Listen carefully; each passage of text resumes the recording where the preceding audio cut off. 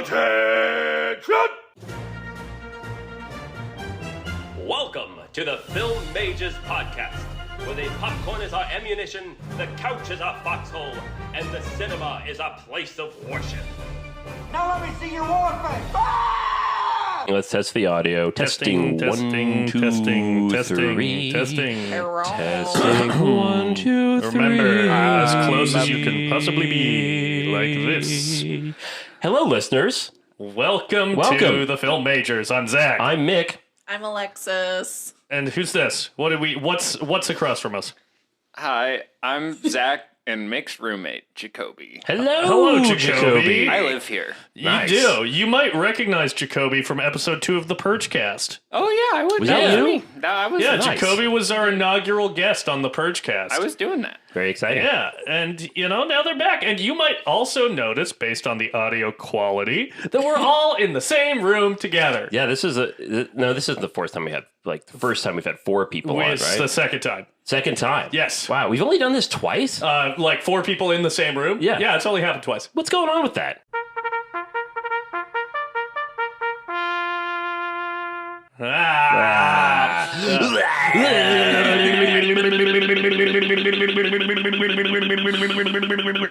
Weird. Yeah, we need to be bringing more of that energy. Can Yeah, we we need, can we pop- start it over? Miss, why are you taking your clothes off?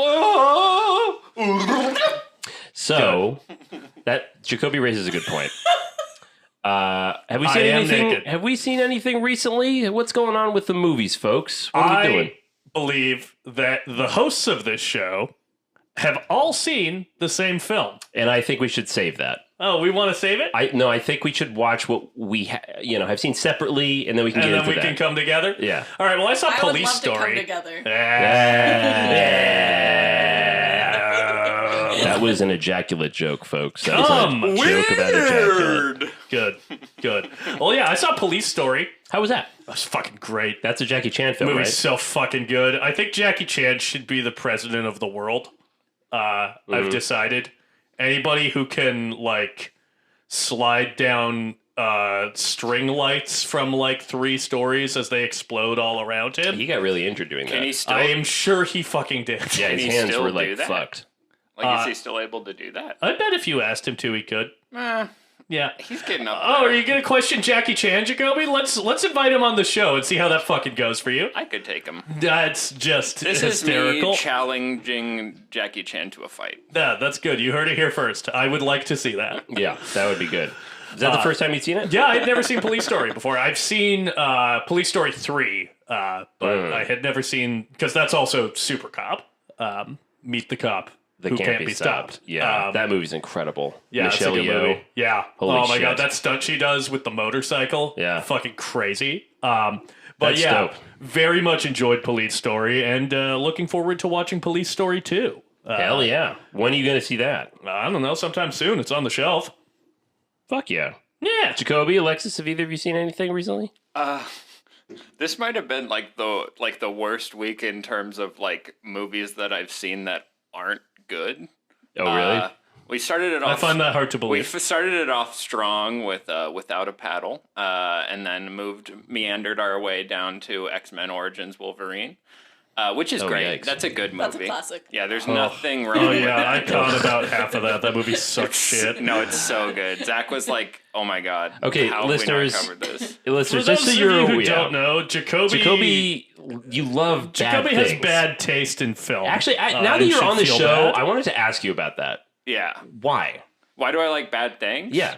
Well, Why not enjoy good things? Well, I do. I enjoy good things. Yeah, you do enjoy good things, but what is you have this draw to odd choices. I think sometimes it's because I can sometimes get more enjoyment out of a bad thing just by sheer But why? insanity of it. Right. I would say that Without a Paddle is a pretty middling early 2000s comedy. I would not say that is an insane movie. First of all, that movie that was not my idea. To watch that movie. I didn't bring it up. That's a first. That is a first. It has been my idea hundreds of times throughout my life. That movie's just because for some reason, that was just a movie that me and my brother grew up watching a lot. I don't think it's a good movie, but I do have nostalgia for it. But it's also it's an interesting piece because for a comedy movie that's like an hour and a half long, for not one joke to land or be good, it's kind of impressive. That is impressive. And so... Sounds like Argyle. And also, I just like looking at Matthew Lillard. I like seeing him. I like hanging out with him. And that movie, you get to hang out with him the whole time. You get to be a part of the gang searching for D.B. Cooper's lost treasure. Right. And in the end, isn't that what movies are all about? Right. Sure. See, that is a glimpse right there, folks. Yeah. So what else did you watch after X-Men Origins Wolverine? A good movie I watched was Gorillas in the Mist. That was a movie I used to watch a lot as a kid, but that's the one with Sigourney Weaver where she plays Diane Fossey studying gorillas. Oh, did she get killed at the end of that? Yeah. Oh, fuck.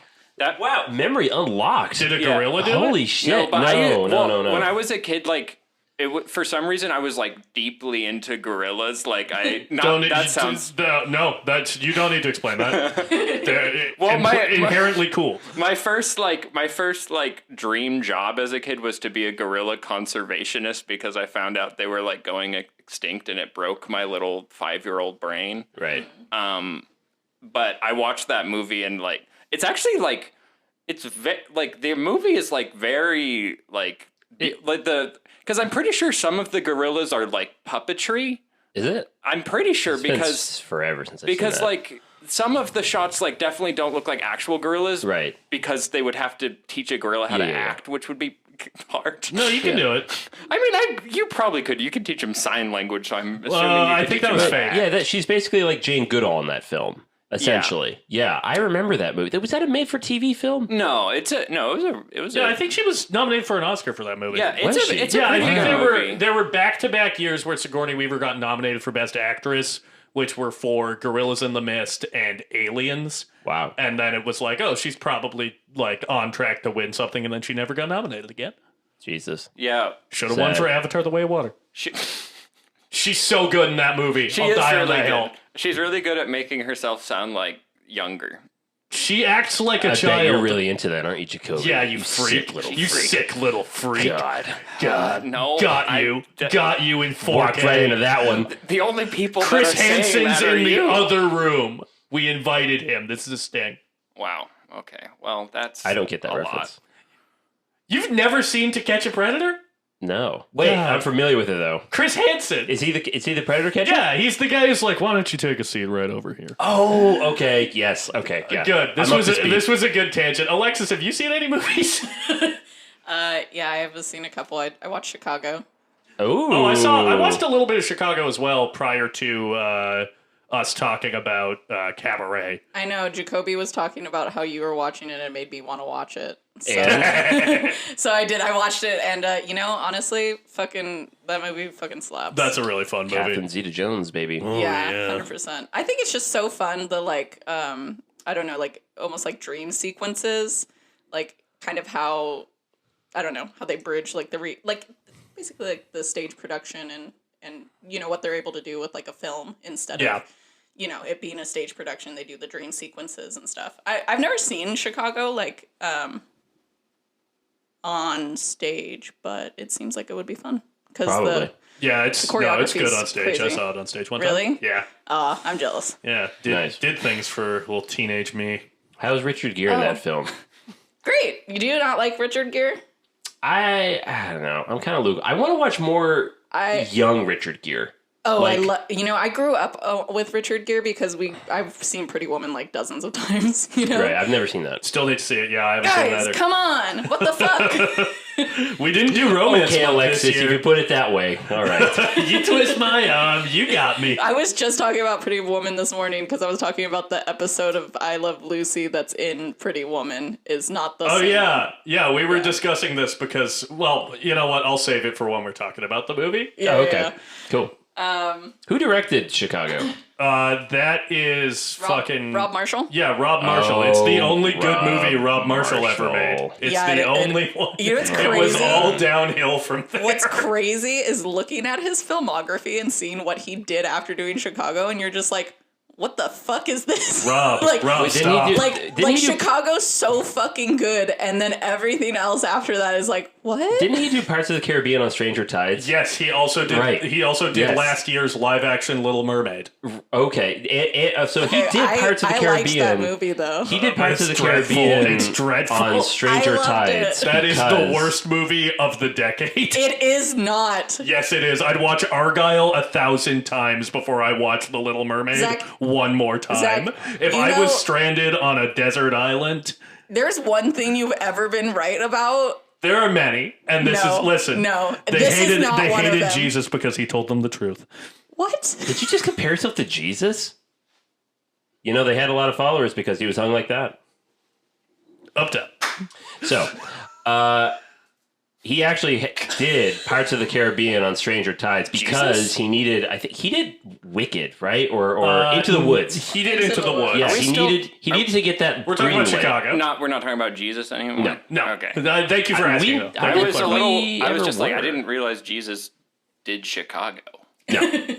No, but yeah, that's all very fascinating. Yeah, he's Kind had. of. Is it fascinating? I don't know. He's a bad director, I think. Yeah. But he made a good movie, and Chicago is very good. Nice. I also watched Pop Star for the first time. Oh, what'd you think? Of all the movies I've seen this year, that is one of them. Oh, come didn't on. like it? I actually I liked the last third was really fun. I think he's a lot. One, But you him- aren't going to like it. Him Did you say are or aren't? Arn. All right. Yeah, I think it's just that it's not exactly my sense of humor, but as soon as the friends got back together, I was like, oh, look, the boys are back in town. I just got really jazzed and excited for them Yeah, to be I thought together that again. movie had a lot of heart, honestly. I love that I thought movie. that's love actually a weirdly the heartwarming the film. fucking turtle when the turtle's like throwing up. Maximus! Get out of the way, my turtle's really sick. I'm always saying that. Mick, what have you seen? I have seen no new movies except for one, which we'll talk about briefly or soon. But I know this isn't television majors. We're This not the is film TV majors, so But be careful. have you seen the new FX series Shogun being advertised? Oh yeah, I I, have want to seen see it that. being I want to A see lot of that. billboards. Fuck me! I saw the first episode last night. Wow, Fuck yeah. unreal! It is really, really good. It is everything I want from a fucking story. Is it a movie? TV show. Well, see, that's the thing, Mick, is that unfortunately this is don't- not the TV Yeah, but majors. I don't know what that is. See, you gotta It's say, the though, film majors. you I know don't who's know in it? what you're talking about. Hiroyuki right now. Sanada Hiroyuki Sanada! is He's been in movies. very good. I'm sure. I mean, y'all, if you're into historical stuff, if you're into Yeah, I'm into if you're historical into- movies. if you're into feudal Japan, anything Hell like yeah. that, if you're into wooden ships, which I am, Much less watch so. watch Shogun. Are you sure, Mick? You ships? I'm That doesn't I know sound it's right. weird, right? But no, seriously, it's fantastic. You know, I know we are the film majors, but I would like to watch some TV shows someday. You People can. are always asking me, why don't you watch this? Why don't you watch that? And I'm like, well, unfortunately, I have committed apparently my whole life to this fucking podcast because I'm constantly trying to watch either the movie that we are watching this week or some new movie that's fucking come out, and I have no fucking Well, time and to you watch gotta make TV time to shows. watch some classics as well. Don't forget that. Yeah, Exactly. you know, exactly. I find myself in a similar boat. Like, you know, when you're not a boat working. euphemism. Exactly. Shocking. When you're not working, I'm trying to do like a lot of reading this year. Yeah. So like I'm kind of having to just step away from television in general now. Oh yeah, I barely watch TV. I'm still working my way through the Fall of the House of Usher, and that Yeah. came out in like October. I did watch the first few episodes. I think the first 4 or 5 episodes of the new Mr. and Mrs. Smith Okay, with Donald Glover. How's that? It was fun. was it a movie? No, it's a series. What the fuck are we talking about? It got you again. So, Do we want to get into it? Let's get into it. Sure. So, folks. Every single person here, every single one of us, Yes. Yes. except for Jakobi, saw Dune Part 2. Yeah, we are recording this Saturday, March 2nd. It's going to come out. What day is this coming out? This is coming the out 8th. March 8th. So we've all seen Dune Part 2, except for Jakobi.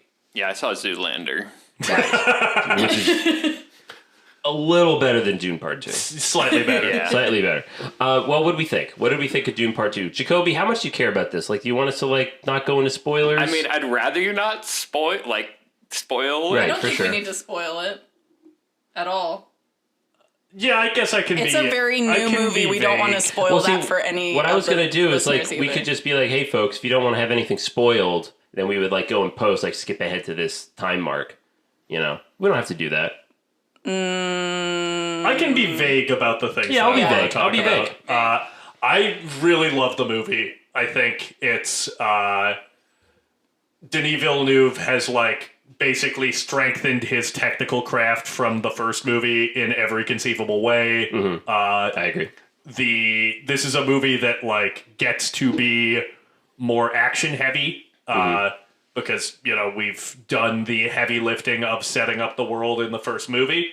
Yep. So now we really, like, I would still say that this is not, like, an action film per se. Because it's Dune. It's very meditative. It's very politically minded.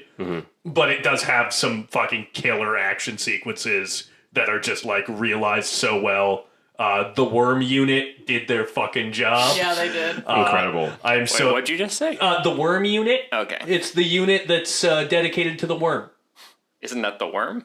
No, it's the Worm Unit. You mean the crew of the You film? mean the worm? Yes, the crew of the film. The who made worm's the worm. unit. Well, listen, you're talking more about God Emperor of Dune. Okay. That's a joke for all the Dune heads out there. Nice. Which I guess gets into my central conflict with the movie. And it's something that I'm interested to see how it'll sit with me, one, after seeing the movie again, and two, once Dune Messiah is out, because Denis Villeneuve has talked about how he intends to make Dune Messiah the second book as the third movie. There's a few key changes, particularly to Zendaya's character, Chani, that make me wonder how he's going to adapt Dune Messiah, because he takes her in a pretty different direction than she's taken in the book, which I think largely works. I think that Chani in the book is less of a three-dimensional character than Zendaya gets to be in the movie, and I think, honestly, this is one of her better performances. So, like, I like it from that aspect, but it did make me nervous for how we're going to realize the next chapter of this story. Also, there's a character who is, I guess, technically in the movie, but is more or less cut out of what she was doing in the book. Aaliyah. Okay. And I get why we did it that way. I think it's, you know, an elegant solution to a character that would be fucking insane to depict on screen. And it streamlines... The old baby? Yes, Aaliyah Atreides. Yeah. She's just in the womb in this movie.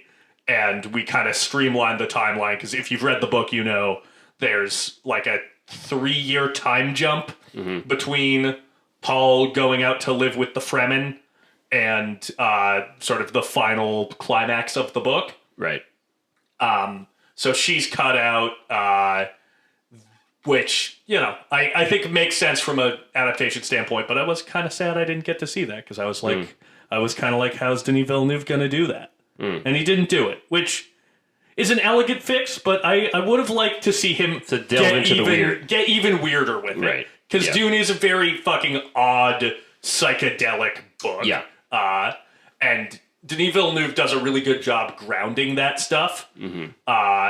And still kind of keeping the, like, spiritualism of it, or the spirituality. But I would have liked to see him freak it a little bit more. I want to see a guild navigator. They're Right. guys. They're orange. They're in a big tube. I want to see that. Yeah. Anyways, that's the Dune like nerd in me though. As a film major and an appreciator of cinema, it fucking rules. It rules. It's awesome. Yeah. Full stop. I saw Dune Part 2 maybe, 5 hours ago? Yeah, I went in about 5 hours ago, so I'm about as fresh as you can be. And I gave the first Dune 4.5 stars, and no matter how many times I've seen it, I'm pretty unwavering on that. It does not improve. It has some pacing issues for me that Dune Part 2 amends. I think Dune Part 2 is paced better. Kind of what you alluded to. He's not bogged down by world building and setup the second time, so Denis Villeneuve can just rocket forward and just jump right into it. I realized watching the movie, like if you hadn't seen the first one, you're going to be completely lost if you try to watch Dune Part 2 because there ain't nothing. You're just right into it, which I like. Because the first time I ever saw Lord of the Rings, I watched The Two Towers first. I went in mid-story and I was like, fucking so confused. As a little kid, I was like, I have no idea what's happening. I feel like Those movies are always on TV, so you're always catching them at weird times. I was like, I feel like I'm missing something. All I know is I love this. And when I found out that, oh my God, there's a whole movie that happens first, hell yeah. Anyways, weird little side story. These guys came from somewhere? Yeah. So just absolutely incredible. There's a very important scene where Paul does something that's kind of his final test to become the leader of the Fremen, and I actually wept because I was just in awe of it. Is it beer pong? No, it was something far more significant than that. You'll see soon. Dice. But I was moved to tears by how impressive that was, honestly. I think this is my favorite Timmy performance. It's he's fantastic. He gets to, I feel like all of his other characters that I've seen in some way sort of feel lost and uncertain. He's very sure of himself. They are boys. Yeah. And Timmy gets to grow up. He gets to be a fucking man in this movie. I'm glad you said that. For good and for ill. In the third act, I was like, this is the first time I've seen Timothée Chalamet be a man. Like I just bought it. Like with this close up, it was incredible. I mean, he's like, pretty young. That's a full grown man. That is a leader. That is someone who's very sure of himself. Fucking hell, he did such a good job. And I think the spectacle that Greg Fraser and his team and the production designs pulled off is immense, and yet it's still met by the narrative heft that's in this because the stakes are so high from beginning to end. Oh my God, the beginning was just so good. The beginning is so good. Holy fuck. I talk about a beginning of a movie. Jesus Christ. Anyways, 5 stars out of the gate. 5 Alexis, stars. what do you think? What do you think? Loved it. Saw it in IMAX. I gotta see it in IMAX. Yeah. You know, Yeah, you it's do. very hard to get my 8-year-old nephew to go to the movies. He gets anxious, so he doesn't ever want to come with us. So I often go with just my sister. But he was very excited to see Dune This Part is 2. Noah, right? Jackson, the 8-year-old. Oh, this is a little kid. Okay, Little nice, kid, nice. yeah. Fuck yeah. So they had seen Dune Part 1 maybe a few weeks ago for the first time. And so, fresh in his mind, very jazzed to see the new one. And there was a couple times when I just kind of peeked over my sister to just look at his face, I think for me, that was kind of a core memory for me to be able to bring him to Dune Part 2 in IMAX, Yeah. There's movies that I saw as a kid that really really brought me a lot of joy and significantly drew me to film as something that I became a part of my soul, Yeah. So I don't know. That was very exciting for me to kind of share that experience with him. Do you feel like that was kind of happening for Jackson? In real time, you're like, holy fuck, this is... Well, just that's something that you can, when you're 20 or 25, you can say oh, I saw Dune Part 2 in theaters, in right. IMAX when it came out, Yeah. People who saw Star Wars when it came out, how exciting, Right. Side note, this is a continual conversation that I have with my father that I find really funny because whenever I show him a horror movie, he's like, "Oh, that's terrible. You can't be. I don't like any of this stuff that I'm seeing in this movie." And then I will slowly start to find out that he saw like all of these movies in theaters when they came. He saw The Thing when it came out. Nobody saw The Thing when it came That's out. hilarious. It's just like I'm very jealous of all these movies that he now is like, I don't know about all that stuff that's happening in there. Like, you fucking watched it. You watched it in theaters. Shut up. Yeah. I love, me and my sister kind of have like a, I don't know, you guys have, well, Nick, you're an only child, so I guess this doesn't count. But with your siblings, where you can just like look at them, like raise your eyebrow, and it says like a whole sentence between the two of you. We have that. And so there was like a couple times during the movie where some crazy shit was happening, and I just like turned and looked at her and just like raised my eyebrow, and she just went, just a little nod, you know? Yeah, I really loved it. You know, Denis Villeneuve, he recently has, I think it's recently, said something about how like he doesn't really love dialogue. Yes. And things like Dialogues for television. Yeah, which, you know, I'll be fair. To be fair, I don't agree with what he had to say. But when you see Dune Part 2, there's a little part of me that's like, well, you know, he doesn't need it. Right, yeah. He doesn't. Like, the image, like he says, the image speaks for itself, you know? Yeah, I think the place where I agree with him, like, obviously I think there can be incredible dialogue in film, and dialogue It's one of my favorite aspects of a wonderful tool. Yeah. But I agree with the notion that TV is a writer's medium and film is a director's medium. I think that tends to bear out and be true, and I think that's like evidenced by the fact that like the primary voice of a TV show tends to be the showrunner, who is usually a writer. Like you look at Succession, Jesse Armstrong is a writer on that show, and even though he's not directing the episodes, he is the primary voice of that show. Yeah. Whereas I think with a film, like Denis Villeneuve is the primary voice of Dune, or like Martin Scorsese is the primary voice of Killers of the Flower Moon. I think it depends on the director, to be honest. And also I feel like that distinction is kind of blurring as far as like TV and film goes, as TV becomes more cinematic as time has gone on. Yeah. So I think that line is kind of being crossed in a lot of ways. And also there's a lot of movies that don't really have a lot of times you don't like these movies, Zach, but I do. That you consider like kitchen sink dramas, right? Not using the tools of cinema, baby. But to me, that doesn't matter. I mean, like, it's the content and how it makes me feel that's what matters to me. And I mean, you know, to be fair, Dune, there was a moment where like, you know, explosions, and I just like, I swear to God, I just had this like slow grin come over my face because I was just like, haha.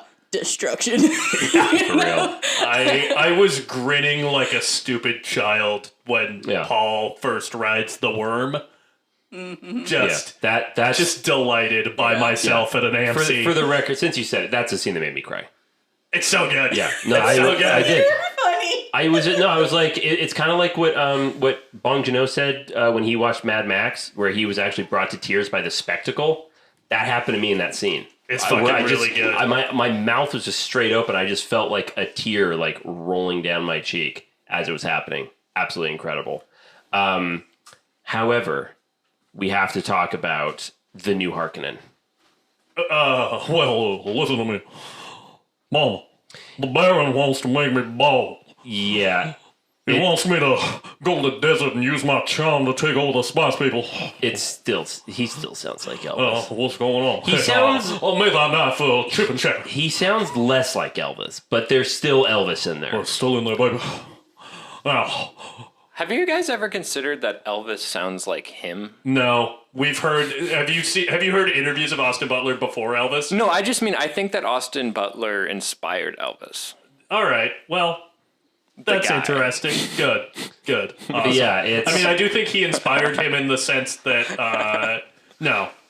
In no sense. That was useless. That was useless garbage. I'm turning your mic off. But yeah, no, Austin Butler, he's really good in this. Like, he's very, with the expressions he's making, the blacked out teeth, which I know isn't Austin Butler, that's makeup, but still, really, really good. He was incredible. I wanted more of the Emperor. I want more of the Emperor, you know what I'm saying? Fuck that guy. The Harkonnens we're going to take over Florence Pugh, though, like, I'm sorry. She's really good. So gorgeous in chainmail. Yeah. Yes. Oh, what yeah. the fuck? I know. And Walken. Yeah, Christopher Walken, he's great. I wanted more of him. I do have to say that's about we probably got more Emperor than you get in the book. Wow. Yeah. The Emperor really only shows up at the very end in the book. Yeah. We get the movie a little bit bookended with stuff with him. Gotcha. Yeah. I have a somewhat related question. Huh. Did we all see this at AMC?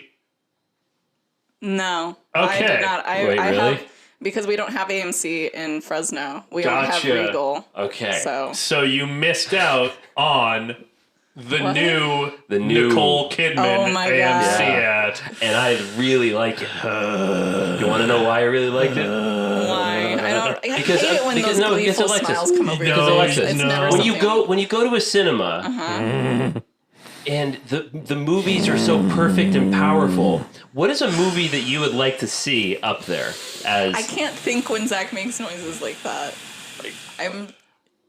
if you're Please. looking for trouble, you came to the right place. Yeah, AMC is now using Elvis up on screen now as the movie that Nicole Kidman is watching. One of them. One of them. The only reason I didn't walk out of the AMC is that the other movie she's watching is Avatar: The Way 2. of Water. Yeah, it's Avatar 2. So That's it's incredible. It's literally like AMC listens to this man. show and they're like, we're gonna do one for Mick and Alexis and then one for Zach. But yeah, no, when Nicole Kidman walks in, Doesn't make up for it. when Nicole Kidman walks in and looks at the screen and there's this Austin Butler just rocking out, I'm like, oh my god, they did it. They actually did it. Devilish. Because here, incredible work. they are. Exactly. They are Elvis. We're all Elvis deep All down. right. Well, Just ask Austin Butler. It all comes back to Elvis, doesn't It does. it? Even AMC, every movie now, you're going to see that. Every movie at AMC, you're going to see I'm gonna show up like so fucking. Yeah. I'm gonna start showing up late to movies. That's what dawned on me. Is like every time Zach goes to an AMC film, he's gonna see. Zach is Elvis. timing out his arrival to AMC Yeah. movies so that he will get into the theater exactly 30 seconds before a movie Yeah, starts. that's the problem because like at the end of the day, like I enjoyed Avatar: Way of the Water, so like I'm not upset about that. I'm like, oh yeah, that's cool. Put that up there. Yeah, you don't feel the same way about Elvis. I do not. Yeah, good. I don't think I would feel as strongly about Elvis if I hadn't had to watch it so many times. You haven't seen it even a I have fraction of the seen amount of times I have. Yeah, but I don't like You it. don't and hear I've me still complaining? seen it 5 times. You hear me celebrating. Yeah, because you like it. Looking for trouble, Fucking psycho. Mr. Do we talk about Elvis on every single episode? I need some eagle-eared listener to go back and tally up how many times we have invoked Baz Luhrmann's Elvis, because it makes me fucking insane. I don't like talking Just about for it. instance, the amount of times that either me or Mick have said it all comes back to Elvis. We would be rich men if we got paid for fucking my suicide note is going to come back to Elvis. Oh, okay. That's not funny. The suicide hotline number is insert it post. All right. I hope you liked listening to Silence. Wait, did you not put it in? Okay. You little stinker. Do we have anything else? No, other than listeners, go. I know it's hard to get tickets if you live in a big city, but go see Dune Part 2 as soon as you can, because let us know what you thought, honestly. I'd like to hear your thoughts. If people liked it more, if they liked it less, if liked it just as much. You excited for Dune Messiah? And are you excited for the Oscars this weekend? Oh my god, that's this weekend. Yeah, huh? we'll do a little Oscars recap on our next episode. I'm going to be working during the fucking Oscars. God damn it. I'm probably gonna have some people over. Nice. Real quick, okay. What do we want for Best Picture? Oppenheimer. Yes. Yeah. Oppenheimer. I'm sticking with Anatomy of a Fall, but I will not be sad when Oppenheimer wins Best Picture. Yeah. Jakobi, what do you want for Best Picture? I don't really remember what was nominated.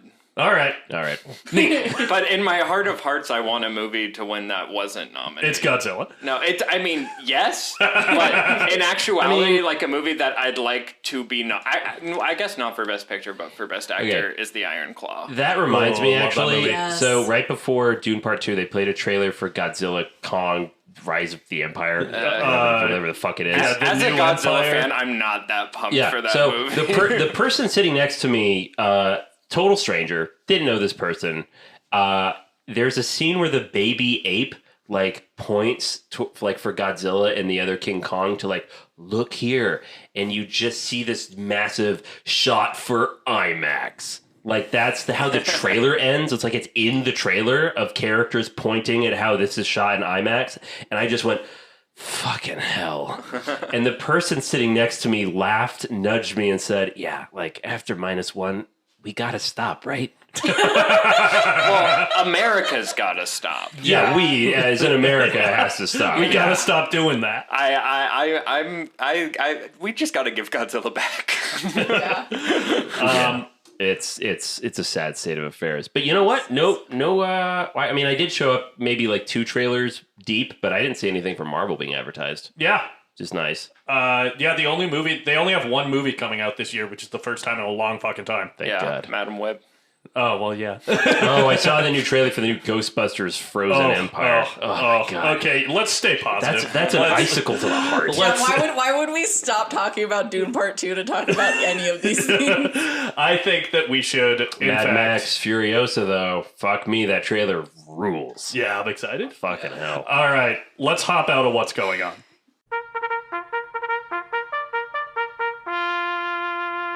Guys, I'm so sweaty. Alexis, what's going on over there? I'm You a little damp? No, I just like it's like pooling under Why my... why did you go to the bathroom? Did you do a dab? Were you dabbing off? You were, weren't you? Yeah. And we're back. And we're back. I kept all of that in, just so we know. And we are in our second big topic of musical march. Da ba da ba da ba da ba da ba. Cha cha cha cha cha cha cha cha. Dee ba dee bee, skee ba dee bee ba, dee ba da ba da ba da ba dee ba dee da. Da da da da da da da. Cha cha cha cha cha cha cha. All right. Okay. That was great. This podcast is Somebody stop me! Yeah. No, please, someone stop Pay me. me off, Johnny. But yes, folks, we are in episode 2 of Musical March, which has a nice ring to it. I like that. It does. A part the sadist, or excuse me, the masochist part of me is kind of like, should we just like keep doing this like Yeah, every year? yeah. Should this be Musical March? Because I just like the sound of It that. does sound good. Yeah. I do think that I will run out of musicals that I like pretty quickly. Yeah. I think we can do this optimistically for a second year before I'm probably mostly out of musicals I feel passionate about. But then I can see some ones I haven't seen before. The more I think about it, there are a lot of movies that you could technically classify as a musical. Yeah, So I suppose. it's actually the well's pretty deep. All right. Well, What's our big topic, folks? We are I talking don't know. I'm asking the fans. They don't know. about the best puppets of cinema. Yeah. Who are some of best our puppets? favorite fucking puppets we've ever seen in a movie? Jakobi, you had a strong pick right out of the gate. I did? Yeah, you mentioned something before we started recording. What was I mentioning? Are you fucking serious? It's a movie. I have Here's a hint. ADHD. I don't Here's remember a what I was hint. talking about before the show. Here's a hint. It's a movie you showed me last year. Directed by Jim Henson. I'll be honest. I don't remember either. Oh my god, it's Labyrinth. Oh, I thought Yeah, Alexis you said mentioned that. Labyrinth. I mentioned that. That was Oh, Alexis it was that said Alexis. that. Oh, why did I Maybe think you're just Jakobi mentioned confused. it? Yeah, I was why are you sleeping gaslighting me in right now? Yeah, You're that just was- straight up gaslighting me on Because this I podcast. love it. Because I love it. It's Can my I favorite. just say that was a little toxic, Zach? That was a little toxic. That's why I couldn't remember, because I was like, that's Alexis said Yeah, that. wow. Well, yeah, Alexis, you mentioned Labyrinth. I did. Who are I'd the love puppets to you love in steal there? the show here. The puppets, I don't know. I mean, God, it's been a while since I fucking watched that movie. Great but I start. do remember the little worm at the Oh, beginning yeah. of the maze. That's like, would you like to come in for some tea? That's a good puppet. Still can't believe I haven't seen that movie. It's so cute. It's insane. I'd Also, Oh, sorry. no, go ahead. I was just gonna say Ludo's probably my favorite puppet from that movie. The big old. Dog looking. Yeah. That's He shows a lot of emotion with those big eyes and those That's little true. teeth. Yeah. True. Which ones are the ones that are like jumping up and down? Oh, the ones that They're kind of reddish, I think. They're kind of reddish, I think, and they're like jumping up and down, and they're very silly. I don't know. You know. I can't help. I haven't seen it. We love a good Jim Henson. I've only puppet. seen it once. Jim Henson really was the guy pushing the art form of puppetry in cinema forward. Mm-hmm. Yeah. There really haven't been advancement. I just watched a really good video essay that coincidentally came out this week on Muppet cinema. Mm-hmm. Talking about Patrick Willems. Yeah, I think. Yeah. yeah. It's a video about how the Henson Company was pushing the art form of puppetry forwards, and we haven't really gotten anybody who's continued to try to evolve it The on baton a was massive dropped. scale. Yeah. We still get puppetry sometimes, but now it's mostly for the sake of nostalgia, to make the Star Wars sequels feel more like the original movies. And it's a shame, because I think Dune Part 2 is a great example of how practical work like puppetry. I don't think there are puppets in Dune Part 2, but you get parts of the worm being built for real. When you build practical and you enhance with CGI, we harp on this over and over again. That's always the best way to fucking go. Yeah. Well, good pick. Love Labyrinth. Love Labyrinth. Mick? I have to come out with a classic, but the original Yoda. Yeah. Honestly, Yeah. that's a really good one. Because that's a thing of where it's one thing you have Sesame Street puppets, right? Where you kind of get the sense of oh, these are creatures, but there's a hand in there. Yeah. But then you have puppets where there's no hand there. It feels like a living, breathing. Oh, yeah. It's a character. It's basically I'd like to imagine in my little brain that Yoda is on the call sheet. Not as oh, bring in the puppet and then bring in Frank Oz. Mark Hamill used to talk about that on set. He would get really deeply disturbed, when they would call cut, and he would just see the life die, and Yoda's eyes in his head just fall to the ground. Yeah, that's kind of fucked up. Yeah, Yoda's a guy. Where'd my friend go? Again, we've talked about this at length, how one of the best things about human beings is how we treat the Muppets as real celebrities. Yes. Because they have so much life and personality. It's Kermit was on The Masked Singer. Yeah. Those are guys. I would also call Yoda a Muppet, because he's I'm pretty sure he was designed by the Jim Henson Company and puppeteered and voiced by Frank Oz. Frank Oz. Who you might be hearing about in a little bit. Maybe. I'm trying to think of what puppets. Oh, you know who's a puppet that I really enjoy is the puppet from Frank Henenlotter's Basket Case. Yes. Yes. It's not necessarily incredibly convincing, right. but he's got a lot of personality, and I love that little guy. I love him. I love how he's in a basket. I love how he's just kind of a head and some goop. Good dude. Love his little arms. He's my friend. That's a good one. Yeah. I mean, horror movies in general, Horror can movies find has a lot of them. A lot of great puppetry. And I honestly, I've brought this up before. I think horror is the genre that suffers the most when you start getting CGI involved. Right. Because, CGI can produce incredible, photorealistic things, but they're not in the room with actors. Yeah. And when you have, puppetry, all of the amazing animatronic work that happens in The Thing, yes. you feel that tactility, and you can see the actors so react textural. to it. Another great puppet is the chestburster alien, Yeah, I the was gonna first bring it up. Alien. That's the impact of that. Yeah. Yeah. The fact that the actors don't know what's coming and they see that for real. That's crazy. Man, puppets can do a lot. They can do a lot. Speaking of what, can I talk about one of my favorite puppet movies of all time? Please. That's why you're here. No, It's called The Dark Crystal. I still need to see I gotta that. see that. It is so. I mean, I honestly, it might be. I'm not sure how deep or thought out the plot is, but it's not really kind of about the plot. It's more a movie about psychedelic, just visual quest. That's okay. If you're strong, Lord of the Rings with puppets. Yeah, if you're strong on vibes. Yeah, if you've you got can a get good away vibe with- going, you can get away with a lot. Yeah, and I mean, also the main characters do look pretty creepy, but that's also something I kind of like about it because I'm like, this world's so weird. I love it. Yeah. We gotta watch it. Alexa, sorry, you were gonna say? This isn't like a great movie, but it's one that anytime somebody talks about puppets, I just think about it every time, and it's Team America. Yes. I'm glad you brought that up. That's a great one. I think that is a good movie. That's a solid film. Okay. We love Trey Parker. I have to say, I'm not the biggest South Park fan. I didn't really watch it. It's fine. I'm with you, actually. But Team America World Police, I watched at the perfect moment in high school for America Fuck Yeah to be the thing that I woke up to every single morning for like a calendar year. I mean, you can joke all you want about, you could diminish all you want Team America, but honestly, anytime on a film set, if someone said, this is like without fail, if someone's like, oh, at this point in the day, we have to do the montage, everyone goes, montage! The montage song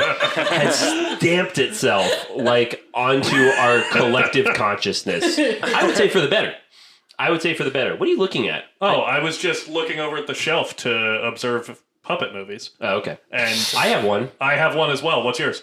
Falcor from The Neverending Story. Never seen that. Yeah. Holy shit. I've never seen A The big boy. Never-Ending Story all the way through. Falcor! That is actually, it kind of relates to the movie we're going to be talking about later, but that is a puppet that's massive. Yeah. That's a single puppet that has probably 20 to 25, off the top of my head, but puppeteers that it takes to create that living, breathing character. Super cool, which I'm going to guess that's a Henson. Yes. Henson Company, They were I believe, busy is in the involved in that. 80s. Yeah. Oh my Hell God. yeah, they were. He also did Teenage Mutant Ninja Turtles. Those are In the 90s. yeah, those are kind of puppets. They are. Yeah. They have electronic like synapses and little pistons and stuff. But still, what's great about the Teenage Mutant Ninja Turtles 2, which I think is from 1991 or 92, you can see behind the scenes of puppeteers who have their hands in these like devices off camera, and they're like animating, and it's in real time. You get like the eyes and the lips and everything. That was Henson's team. That's crazy. It's fucking insane. It's not an insanely impressive puppet, but I have to shout out the movie Dead Silence, because Dead Silence is all puppets. Are you talking about Donnie Wahlberg? I'm talking about Billy, man. Oh, Billy. I'm talking about my good friend Billy. Yeah, I don't know. I love that movie. You remember It my makes good friend use of Billy in puppets. college? Ugh. Yeah. Yeah, I Mick actually had owned like a cursed ventriloquist dummy that It I was found out later. actually animatronic from an old circus. Yeah, Thank you. it was like beaten to shit. It was horrifying. And Mick and I, at this time, slept in the same room. You could just say Did same you bed. have that the whole time? Not only did he have it the whole time, he stored it under my fucking bed. I would always put it underneath Zach's bed. I slept in your house. Yeah, I know. You should have put it over the Horrifying. bed. Billy was aware. You should have put it on the ceiling. I was smart. I'm scared. No, but what's funny, I had that thing since high school, and when my dad bought it for me, because I wanted to do like little horror movies, he was like, oh, Mick will love this. He bought it, and the antique store where he got it, the owner was like, thank you for getting rid of that thing, because at night I don't fuck with that. So yeah, he actually gave it discounted because it gave weird vibes, which is the beginning of most horror films. Getting a discounted fucking assumedly cursed doll. The old man still sold it to me for $1.95. I don't like that. That, like, just as we were talking about this, my eyes just wandered to the DVD copy of Goosebumps starring Jack Black, where there's a little puppet staring directly at me. Why is that on the shelf? I don't know. Yeah, you do. You brought it. It could be anybody that brought that here. We're all trying to find the guy who did this. Well, technically, Sage Seipert is to blame. The other co-host of the Purge cast. Technically, I think it's time that we get into our movie, because we're pretty deep into what's going on. This isn't what's going on. This is big well, topic. we're pretty deep into the big topic. We have to mention E.T. Yeah. Elliot. That's all. Okay. Come on, no. He doesn't you have sound to, like you that. have to pay. You have to pay respects, and then also Gremlins, right? Yeah. Okay. Come Jaws. That's true. Bruce. I mean, he's an animatronic, but Jabba the Hutt. True, Yeah. yeah. Alexis, go on. No. We're all just rattling them off. All right. Great. Well, you know who's a puppet that I love? It's the Audrey 2 from Frank Oz's 1986 musical horror comedy Little Shop of Horrors, starring Rick Moranis and Ellen Greene and Steve Martin. Meek flower shop assistant Seymour, Rick Moranis, pines for coworker Audrey, Ellen Greene. During a total eclipse, he discovers an unusual plant that he names Audrey 2, which feeds only on human flesh and blood. The growing plant attracts a great deal of business for the previously struggling store. After Seymour feeds Audrey's boyfriend, Orrin, Steve Martin, to the plant after Orrin's accidental death, he must come up with more bodies for the increasingly bloodthirsty plant. Fucking spoiler. Oh my god, that's like the Google. longest fucking description in the world. What the Yeah. fuck, I'm like, is Google? that just the Wikipedia plot? Like, seriously. Yeah, sorry if you haven't seen Little Shop of Horrors before. Yeah, I mean, it doesn't... I don't know. Total eclipse So- of the sun. What's our history with Little Shop of Horrors? Jakobi, you're our guest. We'll start with you. My dad showed this to me when I was a kid, and like I grew up really passionate about like Muppets and puppets and Rick Moranis, and Well, and this is a film with all of those. it has all of that, and Steve Martin and Bill Murray. It has the whole gang. They're back. They're having fun, and also just like this is one of like I like musicals, but there's not a lot of musicals where I'm like, these songs slap. Like, I love this. I love these songs. And I love this stuff. And every song in Little Shop of Horrors just like takes me there, which is why I kind of want doo-wop to make a comeback. But that's Any day now. a personal You thing know- with me. But I love these songs so much. I'm not completely against that. Doo-wop does kind of, it has its moments. I enjoy it. You're saying you enjoyed some of the music here, Mick? That's the only part I enjoyed. Everything else was crap. Oh, okay. Yeah. Great. Alexis, what's your history with this movie? Well, like I told you while we were watching it, I actually think that I don't know if I've ever seen it all the way through. I picked this movie, but I must have seen the first 2/3 of this movie multiple times. Don't remember ever seeing this ending in general, just the ending in general. And I was like, wow, that's how that ends? Okay, that's okay. Or is sure. it? I have you beat. I've never seen this movie before. Wow. And I thought I had. What I had seen was a not musical version You saw the original? with Jack Nicholson. Yeah, right? that's the original. Yeah, that's what I've seen. So when I was like, yeah, I think I remember music in that. Yeah, and then it started going. I was like, this looks nicer than what I remember. This has like a bigger budget than what I remember. Yeah. And then about halfway through the movie, I was like, yeah, It's not a Roger Corman movie. Once Bill Murray and Steve Martin showed up, I was like, yeah, I've never seen this before because this would be burned in my memory. You and Bill Murray have a lot in common. Yes, we do. For my part, I saw Little Shop of Horrors on stage as a kid, I think a couple of times, and I really liked it, but it also, like, I was a very nervous kid, so it kind of scared me.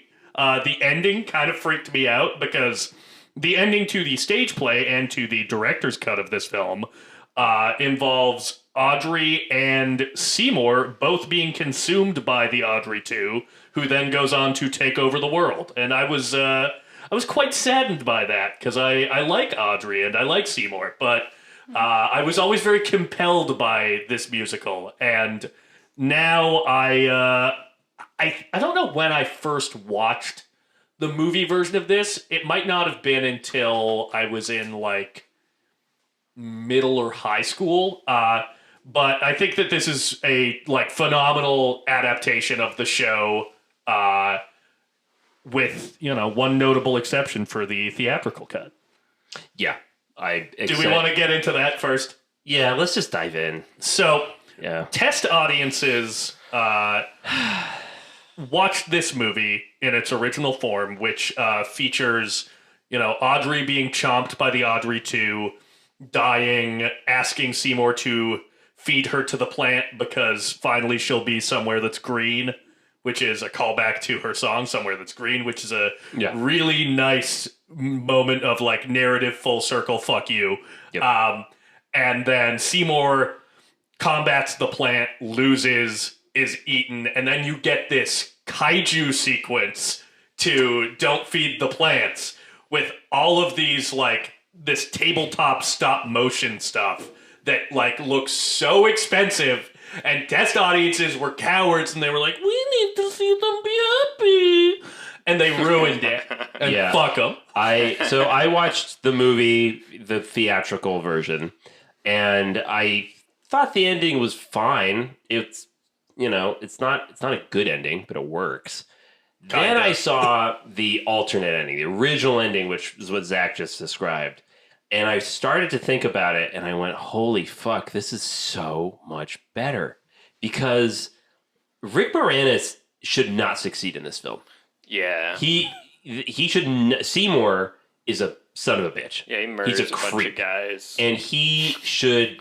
Wow, you're going in hard on Seymour. I like Seymour. I like Seymour too. Wait, why is he a son of a bitch? Yeah, wait, what is it? Really? We watched the same movie, right? Like he does chop up multiple people with an axe. And to be fair, Okay, but that guy, the first guy was a dick. yeah, he was absolutely, which made it fun. He deserved that. Which would be fun, but basically the Shop owner was a dick too. But they all deserved But it. he didn't kill He's the an shop owner. independent He just business owner. didn't. No, fuck that guy. He kept him in the didn't kill fucking him. basement. Yeah, Okay, hold I on. don't know. If I lure you down to my basement, Jakobi, and someone else kills you, I think I'm still responsible. no, basically you're Hey, rewarding. the other guy had the gun. He lured him upstairs. You are- and then the plant guy. Thank you. He with backed into with him. the theatrical version, you are rewarding Seymour for basically committing murder to get with a girl, Yeah, it's very cool. Sure.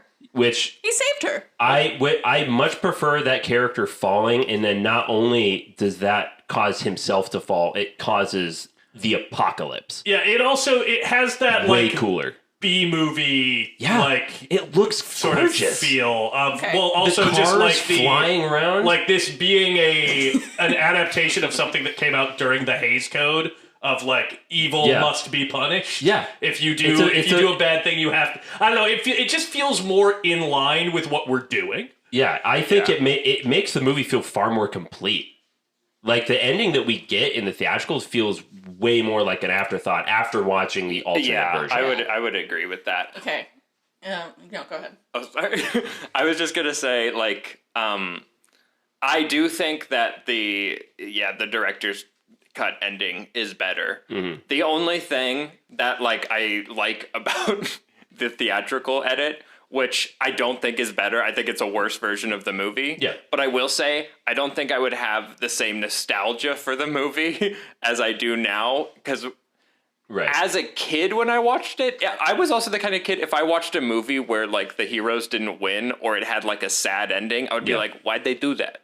Like, just make them happy. I was that way They I was that way as a kid too, but I will say there was something about like the sudden like tragedy of Little Shop of Horrors like pivoting into Audrey's death, which is like genuinely a very sad scene where I didn't like it, but I was compelled by it.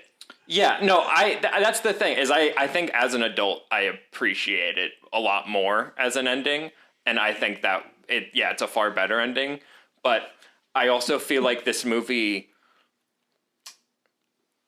I don't know. I just I don't think I'm right. I don't think that this opinion is right, but I don't think that kids would have liked this movie. I mean, yeah. If it had the original ending. I think the studio definitely agreed with that. Like, what I think Frank Oz described it as like the first 2/3 of the film, the test audience was electric. They were loving it. And then when the last 20 minutes happens, the audience just died. He said it went as cold as a freezer inside. So even Cowards. Frank Oz, like, kind of, he fell back on it. He was like, "Oh, I don't like how that went. As much as I like the ending, clearly it's going to bother people, and I don't want to make this a bad time." Yeah. Which was a mistake. But maybe, because the in a original sense, ending it's was almost better. like they have now that we have the director's cut and the original cut, Right. and you can watch both. I feel like if I had a kid, I'd be more comfortable showing the kid the original cut. No no, way. definitely. I'm showing gotta show the my kid kid the the director's cut. Kids like to be scared a little. Yeah, considering that my nephew Jackson like grew up watching horror movies with us, I can't. You can't follow Jakobi. He loved I was- Scream so much. and rightfully so. Yes, he'd be like, can you put on the monster movie? I cute. guess I was just an easily freaked out kid. Me too. Yeah. Like when I same. watched Titanic, I didn't sleep because I was crying the entire That's night. so funny. Wow. Well, I used to, because we had the VHS like double thing, you know. You'd only watch the first tape. I'd only watch the first tape sometimes because I just wanted them to be happy. But I wasn't one of those kids that like always wanted my characters to be happy. I liked quite a lot of movies where like, Right. you know, there was not a clean cut ending. I think I would have liked either ending as a kid. And I do think that the director's cut is a stronger ending, obviously, but I want Rick Moranis to be happy and I So- want Audrey to be okay. Shall we get into the performances a little bit? Yes. Sure. Rick Moranis is so fucking good in this movie. I Yeah. did not realize he had fucking pipes until I saw this. Like, Me that neither. dude can sing, Yeah. which is, you know, a surprising speed from, you know, this little Canadian nerd. Yeah, he also does a good job of like sounding like a real person that can sing. Like I feel like he sounds like, which fits the character really well because he's just like this kind of average, relatable guy, and he has sort of like your everyman voice, but if your everyman sounded really good. Yeah, I don't know. He's got pipes. The boy has pipes. Also, hugely impressive thing about the production of this movie. Mm-hmm. In all the scenes where Rick Moranis is singing with the plant in frame, Yeah. do you know what they did? Yes. Rick Moranis had to play that scene slower at like half speed. It's like in slow motion. Yeah, he had to sing in slow motion so that they could crazy. then speed ramp the footage so that the plant would be moving Yeah. at the right They- speed because they couldn't puppeteer it to those speeds. Oh. It was So shot all- at yeah. 12 frames a second. Yeah. And when they sped it up to 24, that's why Rick Moranis having to go in slow motion. And then when it goes at regular speed, he's in speed with it. It's like, that's got to be so like technically difficult Yeah. It's as an insane. actor Yeah. that you have to sing, emote, and do it at half speed. Like That's insane. that is a 'Cause fucking really impressive I thought about performance. that today in the car. Give him the I was Oscar. like, how do you sing? Because he's not singing, he's obviously mouthing. But even that, how do you mouth to lyrics in slow motion? Because that shit has to fucking work. Well, they in the probably edit. play like a slower version Probably during the like scene. during the scene, but also what helps is the fact that he's often duetting with Audrey too. Yeah. So he can see how that mouth is moving and knows exactly. He has a visual representation of, oh, this is where we're at. He can keep up in real time with the puppet. But yeah, I learned that and I was like, that's insane because that's a thing. I know we're talking about Rick Moranis, but we talked about puppets. Audrey 2 in this is, Audrey 2 is I the star of think, the movie. one of the best puppets I've ever seen. Yeah. I mean, it is absolutely incredible. Even the leaves Yeah. of the plant are characters in and of themselves. It's insane. Yeah, he's it's an expressive plant. Yeah. All of like the little micro expressions they can do with just those lips It's crazy. is like so impressive. I think Alexis and I both laughed when the like plant when Seymour first gives Audrey 2 blood. Oh, yeah. And it kind of like cocks its head up and like leans away from him Yeah. after it after he stops giving it blood.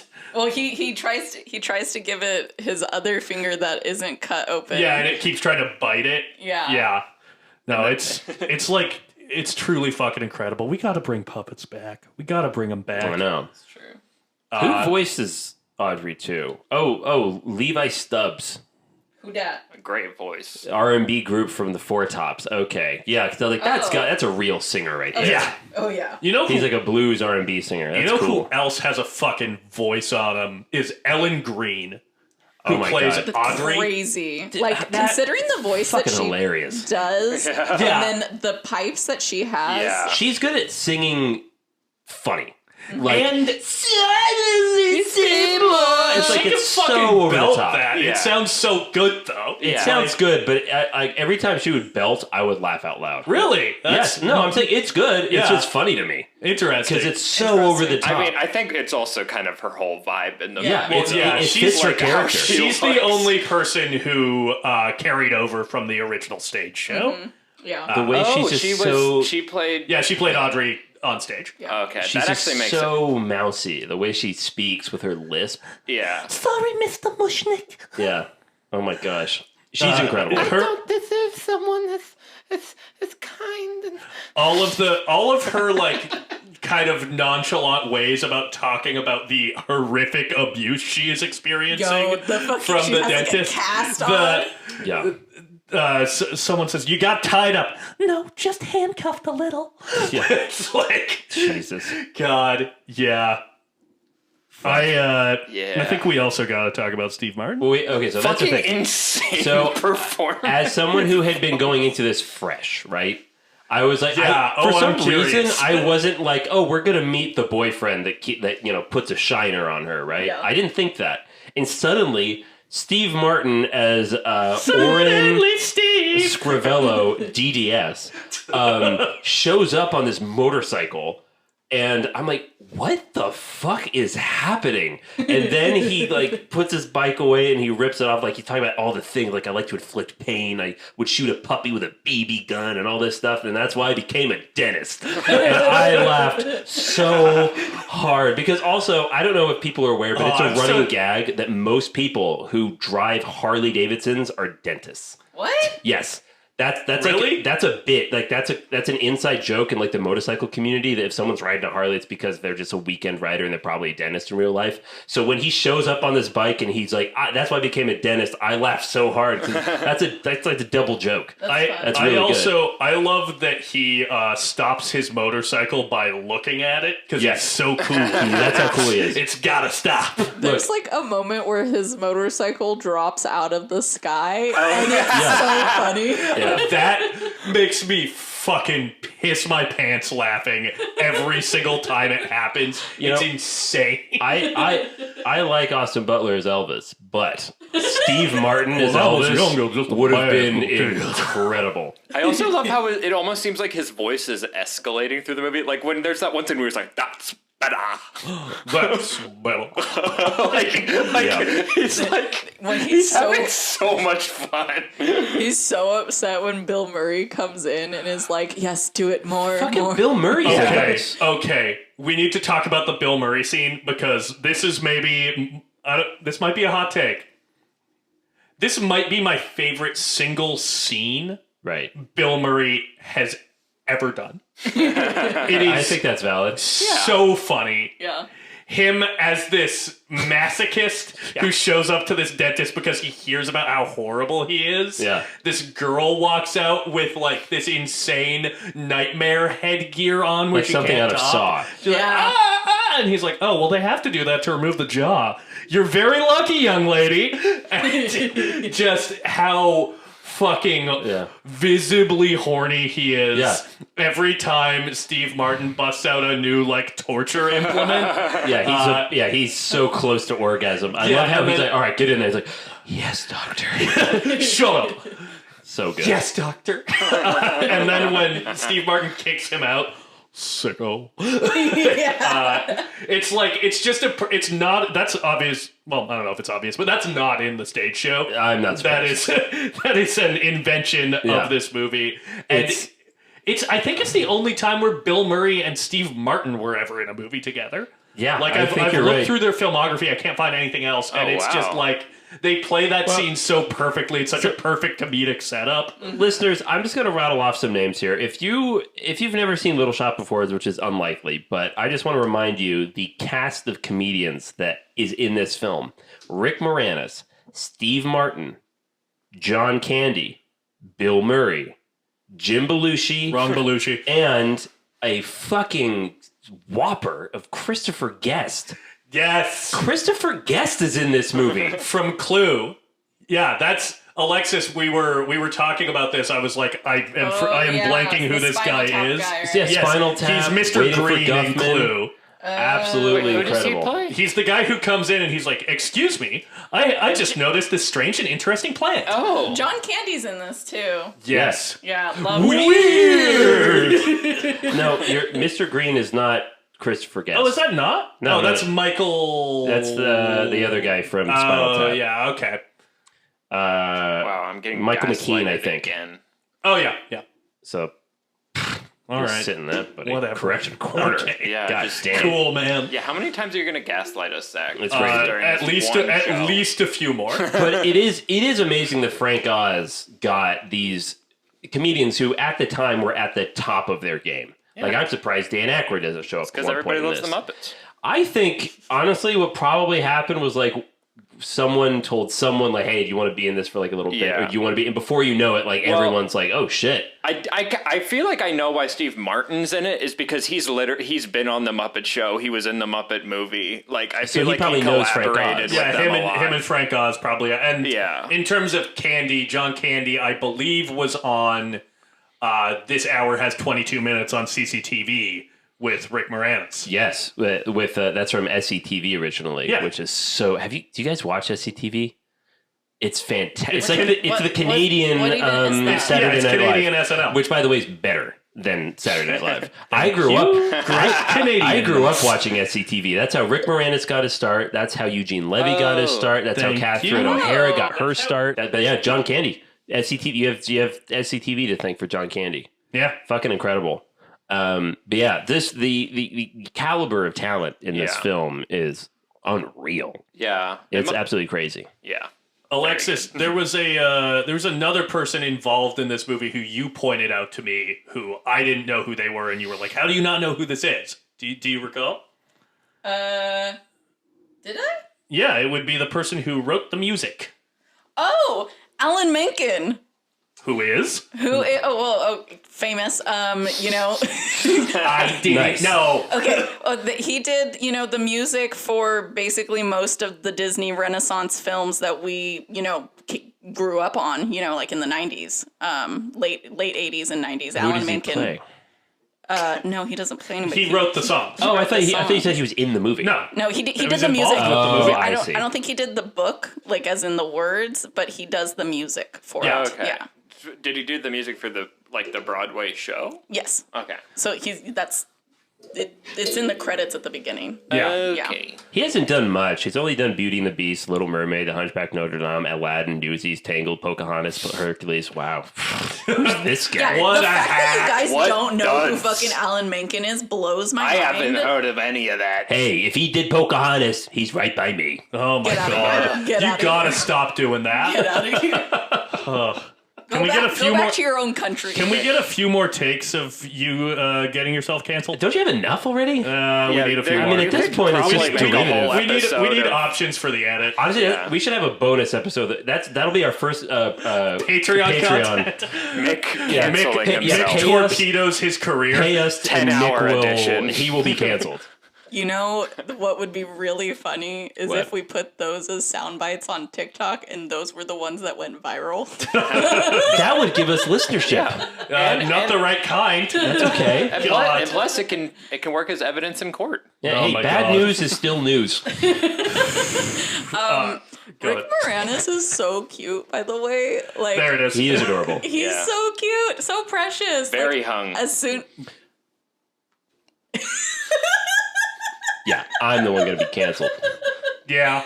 'Cause that's gross. What, you're telling me Rick Moranis doesn't got a thumper? Okay, All right. I'm not going to engage. Yeah. Don't look at them. Don't look at them. Just don't look at them. Look at Rick Moranis. Don't even look. Alexis, Don't what were you engage. saying? all I can hear in my brain is thumper. Yeah, that's a bad term, and I hate it. It's the sound it makes. This is a musical. I'm really curious, actually. This is a musical that's fucking all killer, no filler. You know? Yeah, it's like I was actually watching it with the location manager of the movie I'm working with because we're currently rooming at an Airbnb, and he just walked in about like 20 minutes in. He goes, "Hey, how's Audrey too?" Like he didn't even see the TV, and so he like sat down And at one point he goes, this movie wastes no time. Yeah. Yeah. It is so well paced. It has such a strong fucking opening. Well, it also has like the text almost like a Star Wars movie at the beginning, you know, that kind of gives it that like sci-fi kind of vibe at the very beginning where Yeah. it's like, oh, blah, blah, With blah. the narration as well. Yeah. Yeah, it does have that, like, again, that 50s B-movie vibe. Yeah. And then you come in like really strong with Downtown. I fucking love Downtown. Okay, that might be my favorite song in the musical as well. I think it might be the best song. Little Shop, the prologue song, the, prologue Little Shop song's- of Horrors yeah, it's song is good. like But- the best song. Okay, it's good, All my but life I've always been poor. I'm not gonna sing more copyrighted music, but you get the idea. yeah. That song's so good. the trio of the women, the doo-wop kind of group that comes around like almost like a Loiterers. little Greek chorus. Yeah. Love them It's so such a good much. framing That makes device. sense because in Hercules, they also have like the doo-wop girls like narrating the whole thing. Literally Greek chorus. Wow. I don't know that I've ever seen Hercules, to be honest. I mean, it's not the You best. should It's have. Go got, the It distance. has- it's got Danny DeVito. Yeah, in it. Danny DeVito's in it. You should watch it. Yeah. Got a banger. Go the distance. Also, Okay. James Woods also an is pretty incredible funny in that alto movie. performance. All right. Yeah, it makes a big I'll James watch Woods. it at some point. I probably won't watch it if I did. No, you're not going to. I'm not gonna. Because you're going to be like, There's all never right, gonna be a okay, day where I'm gonna they put said on to watch it, Hercules. and there you are sitting there going, "What the fuck did I do this?" I'm gonna be sitting What there, did I expect? and I'm gonna be looking at it, and then I'm gonna be like, Like- "Oh, excuse me, what's this? The torture chamber of Dr. Sadism?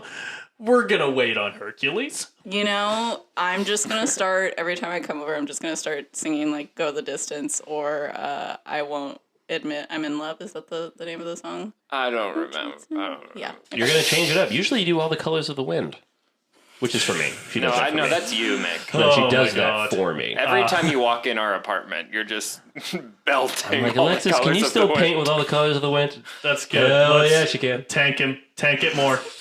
She's even wearing a. God, Mick's gotten all the way through the floorboards. He's hitting the fact that foundations she's of like- the building. You wish. Isn't John Smith voiced by Mel Gibson in that movie? Yes. I can't believe you're like aligning yourself with Mel Gibson in You a can't roundabout believe way. that? Right? Yeah. Really? Have you met him? You don't. I was literally God. born the day Braveheart was Mick- released. I was Mick- destined for The this. amount of times I've seen you willfully take a shovel to dig yourself further in a hole, it's astounding It is but not impressive. surprising. If I was from Mystery Men, I would be the shoveler. Yeah, I and I see. would be shoveling my own grave. Mick, I see why you like Futurama so much because like both you and that show have been canceled equal number of times. Wait, how many times is Future? Was that canceled? Yeah, Couple like times. 8 times. Wow. not deserved though. Yeah, you Yeah, were. unlike I'm you. deserved. Unlike you. Been deserved. Futurama is fun though. Mick, how do you feel about the songs of it all? They're fun. You liked it? Yeah. You enjoyed that there were songs? I mean, to be honest with you, I could have done without the songs I'm because done with that. The songs are so good, no, Mick. they are good. I'm The just songs saying are the juice. the story is compelling enough where I'm like, I didn't need them. Well, then you can watch the original movie. I did apparently, But it's not as good. It's definitely I mean, not as probably good. not. I don't know. I'm not saying like it would be better without music. It wouldn't. I'm just saying it was fun. The music was fine. It was fun. You know, I didn't love it though. Even before I ever saw this movie, Sorry, I don't know what to give you guys. God. the songs in this movie are my favorite ones to sing in the car. Like I have like a list of just like Broadway songs that I, like to sing in the car. And Yeah, like- 3 of them from this movie I don't heavily featured. I don't play a ton of like musical music in my like day to day. Besides Can't Dear relate. Evan Hansen, But- that's really into it. Yeah, I love Dear Evan Hansen. We should probably cover that next week. But I forgot about that. Oh my god. I will say that I do listen when I'm on a road trip. Yeah. There will more often than not, if I'm driving by myself, be a chunk of the road trip where I'm like, oh, I'm gonna throw on the Little Shop soundtrack because I know all the words to many of these songs. They've just like they're earwormy. They're stuck in my head. Right. I can sing along to them, keep my brain engaged as I drive, and have a nice time. Like, Which is great. I'm so surprised that you're like, I don't feel strongly about any of this music because the music's so good. No, it is good. It's good. That's great. You know, I had a good time. God, I'm not gonna listen to it on my own time. This is somehow offending me more than the Pocahontas thing. Oh yeah, know, but that's I just because feel you're like- racist. Yeah. Okay. Many people are saying. It's funny how every time I go on one of Zach's podcasts, he really tries to cancel me. I don't without have to me try. I saying don't have anything. to try that hard because you're problematic, and everyone knows, and everyone's saying. That's true. Hey, You're Jakobi, right. Jakobi, You're right. Thank you. Jakobi, it takes one to know one, and I salute you. Ugh. Not that salute. No. We've gotten to a really good place in this episode. I mean, honestly, with Little Shop of Horrors, it's a beautiful movie. I love the ending. Music is fun. Rick Moranis is great. It's a good time. He's got a thumper. It's a great one. God, yeah. Does he I use could it just to see attract the Alexis thinking, sandworm? like, when am I going to enter this conversation? When am I going to say There it thumper, is. thumper, thumper, thumper? It's the sound it makes. Was this kind of like, other than SCTV, did this launch Rick Moranis a bit in the Hollywood movies? Did this come out before Ghostbusters? That was what I was wondering. I don't think so. What year was Ghostbusters? Let me. 'Cause Bill No, Murray's this in is it. two. This is Yeah. 2 years after Ghostbusters. Oh, so he was supporting characters, and then he ended up doing. Yeah, this was. What was it? Honey, I Shrunk the Kids. Yeah, that this was the 90s. I remember Yeah, those. this was, I think, his Yeah. first leading role, other Yeah. than in the hit Canadian film Strange Brew, Yeah. which we've all seen. Yeah, I love it. That's a good. I love Strange Brew. Yeah, Yeah, I love how strange. good. it is. Yeah, give me more details. Yeah, It's very The brew seemed particularly Dude. tasty. Good. the scene where Good. he's with the brew. Yep, that part. That part. I have a question. What's your question? Does anyone have anything else to add to Little Shop of Horrors? Because I've kind of said my thing, but I feel like y'all are fans. You should like do some more communicating. I personally love all the deaths.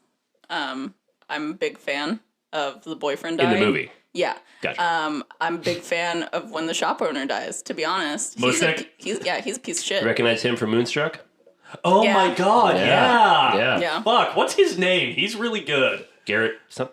He's Italian. Look it up, look it up. Vincent D'Onofrio, proprietor. Vincent Gardenia. There we go. Gardenia. One thing that Gardenia. I just really appreciate about this movie, and it kind of goes with a lot of like Jim Henson Company movies and like people who came from that, is just like the set design and the world building. Like there's one scene that sort of like I hadn't really noticed before, but it's just you sort of see a train going by in the background, and I'm like, that's not a real train, but it makes it look so much cooler Brings it- because it's not real, because it's like. It brings it to someone life. had to Yeah. build that little miniature. Yeah, and I'm like, like, how did they do that? Like, and just the entire like street looks so alive, and there's so Rich. much detail in all of the sets, and it's just because you can tell that this movie was like made by people who are handcraft Yeah, the artists. craftsmanship. Yeah. For sure. Did you guys know that Professor Sprout is in this movie? Who's Professor that? Sprout? Professor Sprout? From Harry Potter? Oh, we don't. yeah. yeah, Miriam Margolis. Oh yeah, Yeah, she plays one of the dentist nurse. She's the dentist's assistant. Oh like my his god. receptionist. The one who he fucking decks in the face? Did he deck her in the No, face? no, She's the the- one who's like, I'm off the clock, fuck Yeah. off. Oh, Yeah. For some reason I thought that was the lady who he drills in the face when he walks in. No, you want it to be. Maybe. You bastard. Yeah, Canceled. she's in the Turf movie. I don't care. she is. Yeah, Harry Potter. You just call That it is the the turf movie? Yeah, well, you know, it's by and for TERFs now. What is that?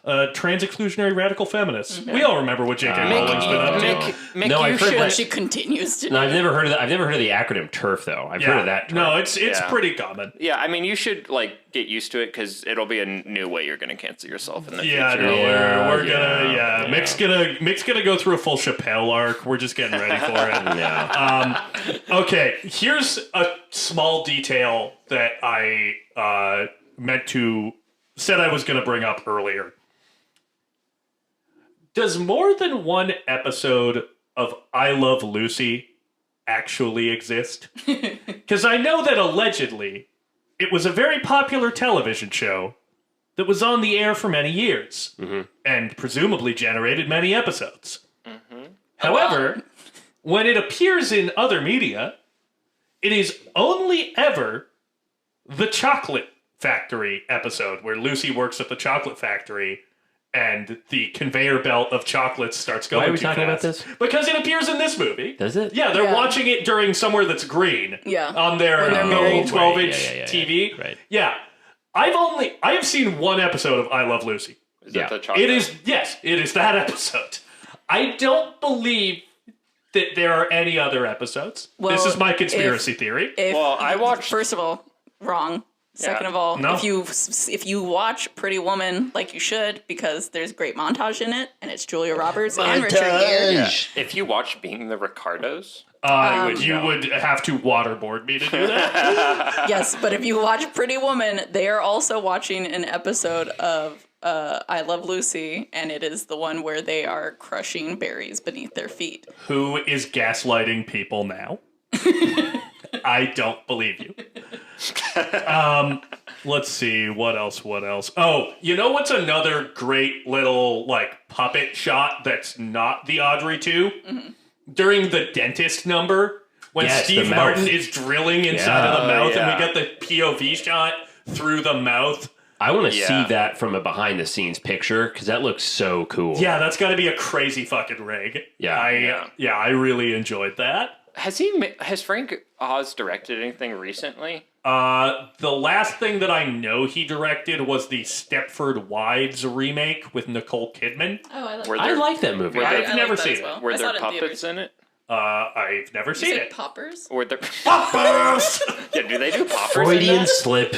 Oh, sorry. Oh shit! Frank Oz made What About Bob? I don't know what that is. Oh yeah. What About Bob is a insane movie about Bill Murray, who is like a Like OCD. yeah, he's a guy who is afraid of everything essentially.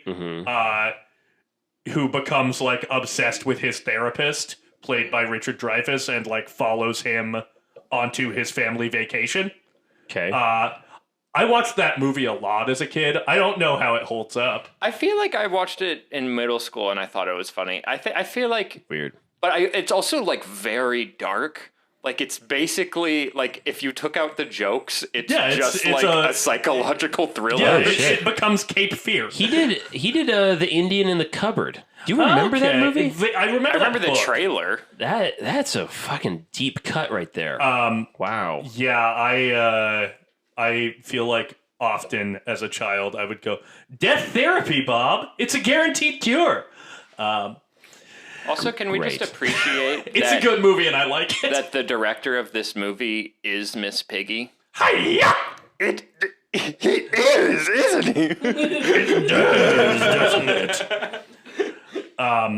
Yeah, I love Frank Oz. What a career. Yeah, I'm looking at his filmography right now. It's quite It's eclectic. interesting. Yeah. I think the most recent thing he did was the American Death at a... Oh, no, the British Death at a Funeral, I think. He directed that? Yeah, which Oh my god, he did. Pretty good. With a young Matthew McFadden. Wow. Okay, man, I should rewatch that. And an Alan Tudyk, Peter Dinklage, That guy's got 2 dicks. Ewan Bremner. Wow.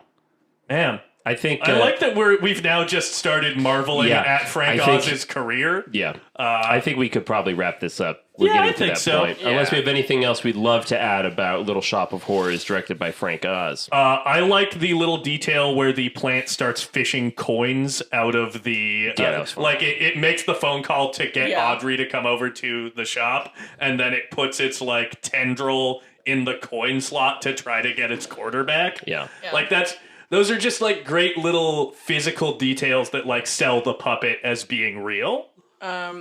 Yes. Also, did they like paint the dress on Ellen Green? Because holy shit, Tits. yo, like wow. We're all thinking it. Alexis is just saying it. Welcome to Boob Corner. This is how I get myself canceled usually. But you know, she crazy. But then you know the part where she Sorry, Alexis just sort of stared off into the middle Yeah, distance I for a don't, while. again, we're not filming this, but Alexis is That was the sound- eyeballs like like boinked out of her head. Yeah, that was and her tongue kind of unfurled like a staircase. That was the and then she sound went, of Alexis Yeah, just we had to mute visualizing out the boobs. awooga. That's what that was. Yep. What were you saying, Alexis? I was saying You how dirty dog. she's telling Seymour how like she doesn't deserve him how she did deserve that other like shitty boyfriend, and it's because she used to work nights at some like shady club, and then she's like, and I used to wear not very nice outfits, not lovely Like these, which made me like, I want to see those outfits now. Show me the outfits. That's so funny. Show me. I know that the other cut of the movie is definitely like better, but also I wanted her to not lose. No, that's the bad part. Really, about is that she dies. Yeah, That's the good part. Rick Moranis can eat That's it. that's the good part. She, on the other hand, I want to keep seeing those pair of. That's why you want her to live? Yes. Oh my god. No, but honestly, okay, something I really liked was towards the end where Audrey 2 is, the diabolical one getting ready to eat Rick Moranis, Seymour. So and then the little pods would just like also like join in unison. That was Is super that in cute. both cuts, that song? Yes. Okay, thank God. 'Cause that Yeah, was it goes gonna be up my until other thing. the electrocution thing. That's the Oh. new one. Okay. Yeah. Yeah, because instead the plant lifts him up at the end of that song and eats him. Yeah. Because this movie was nominated for 2 Oscars. One of them was for original song, because that song was not in the original stage production. Oh, okay. I think it has since been added to it. Because It's a good one. I think the versions of Little Shop that I've Yeah. seen have all had Mean Green Mother from Outer Space. And I'm bad. Ooh, he's bad. And it also got a VFX nomination, which, Oh, nice. again, very well deserved. And it should have been nominated for Best Actor for the puppet, That's right. because it was a real plant. Yep. Yeah. Something we never mentioned is obviously we talked about how we prefer the alternate version. Yeah, the director's cut. We didn't describe what the theatrical version is, which is it just ends with them living happily ever after at some house mowing, and then the camera comes down, and then you see one little Audrey 2 growing in the flower. I do So like the it smile. alludes I to do like that. I do like the creepy little puppet smile. I will say that was so cute. Yeah, it's a cute little guy. Yeah, it's adorable. But, Sure. I want to see It's a just- plant eat a train. No, yeah. the producer mind of me was like, "Fuck, that was expensive. That was a lot of money Yeah. down That's the exactly drain." what I said too. I was like, "That's crazy. This This is looks so really elaborate. expensive. Yeah, the all that train- money down the drain." The massive Audrey 2 or however whatever number it Yeah. was, opening its mouth and the train just like going right into its gullet. Yeah. Oh my god, what that was so cool. Sitting on the Statue of Liberty. Yeah, Yeah, and all the of tendrils and the stuff army coming guys over. firing guns That was at so it. cool. Yeah. Yeah, all those actors. Yeah. Literally Extras. hundreds and hundreds of extras. They messed up. Yeah. They messed up. They blew it. Frank Oz blinked. He Never didn't need to blink. blinked. Because I looked it up and I heard that story. I was like, I thought this was studio interference. It wasn't really. It was just the test audience just made everyone frightened, which is a shame. Gotta stick to your guns. Stick to the guns. Yeah. But yeah, that was fun. I'm glad I finally watched this movie for the first time, as it turns out, because it was really fun. It was a good time. I liked So it. are you enjoying Musical March? I'm enjoying. Yes, I'm enjoying Musical March. Jesus, what just happened to you? I don't want to talk about it, but it was fun. I had a good time. I'm googling bud? Musical March for some I reason. think he's turning into a Muppet. What are we watching next, guys? So I think it would be mixed pick next. It's mixed pick. Mixed I pick? like that. That's a good Mickle ring to pickle? it. This is the mixed pick of Musical March. All right, well, let's hear it, Mix. All right, old folks. pick. I've This was the pickle. done a lot of thinking. Just kidding. Cap. So I honestly I have a lot of movies that I would like to pick, but for some reason I want to revisit this one, and I hope we all have Motherfucker. a good. Don't worry, it's not that. I hope we have a fun time because we're going back to the 1960s. Oh. We are visiting a Ken Hughes film. This is the going one I to didn't be- want you to pick. This is going to be an American roadshow Technicolor adventure that we're about to go on. 1968's Chitty Chitty Bang Bang, starring Dick Van Dyke, Sally Ann Howes, and Lionel Jeffries. I've never seen that. Where can we find this movie, man? You can find this on HBO Max, not Max. Got him. Wait, it's Got not him. a Disney movie? I don't believe so. I'm going to assume not because it's on Max. HBO it's Max? It's Yeah, no, probably I a thought Warner it was a Brothers Disney picture. movie. But you can also rent it if you don't have HBO Max. Check it out. But yeah, this is a movie that I watched so much as a kid that my parents ended up resenting it deeply. They have told me that. Well, this will be fun for them. Yeah. Are you not excited for it? I mean, Based on of an the, Ian Fleming story. of the other two that you had pitched as movies from your childhood, I was excited about the other two more. Really? But you know what? I'm gonna power through. I haven't seen Chitty Chitty Bang Bang in a very long time. Oh, so you have seen it? I barely remember it. I probably watched it when I was like 5. Okay, it's just like a weird, wacky adventure. All right. So it should be fun. Well, I'm tentatively looking forward to it. Great. Jakobi, thank you so much for coming on the show. Do you have anything you would like to plug? LOL. You can follow me at Incredible Hulk. You can follow my OnlyFans page, Thumper. Nice. No, Crazy that you locked that one down. Good job, bud. Yeah. But no, I'm on Instagram, Incredible Hulk Art. That's HOLCK. And if we haven't mentioned this, Yeah, we and you should follow mention it. us, the Film Majors on Instagram, Film Majors Pod, you will have seen much of Jakobi's work, because Jakobi has taken over as our poster designer. Well done, Jakobi. Yeah, Jakobi's been doing a lot of great work in the past several months. Yeah. Yeah, there is. We have fun. Yeah, you've probably noticed that the posters look a lot better. I'm a big fan of Macabre. That gave me a chuckle. Oh yeah, I was a fan of that one too. know- That was a good time for me. You know what I do miss? I miss our era of like random stills from the movie, like the one where Mick and Toes from Dracula. Oh, yeah, that's a good one. That one was a really good Well, one. maybe we'll bring that I back forgot sometime. about that. That's a deep cut. But Jakobi, anything else you want to plug? Yeah, I have like a Redbubble page. I do like drawings and art and stuff. And you can find the link for that in my Instagram. And in the show notes. yeah. Nice. But Jakobi, is there anything that perhaps you're working on that's going to be coming out soon? Any creative projects? Oh yeah. This is kind of an exciting announcement. Yeah.